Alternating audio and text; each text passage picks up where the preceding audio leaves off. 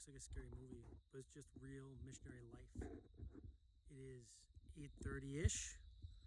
Was driving up the mountain from picking up supplies for our build project, and my truck is overheated, shut off, and can't get up anymore. So, waiting for it to cool down. So hopefully, can get home.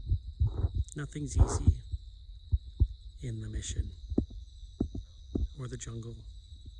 It is complicated stuff, frustrating, but gain the opportunity to grow in virtue and patience, so that's worth something.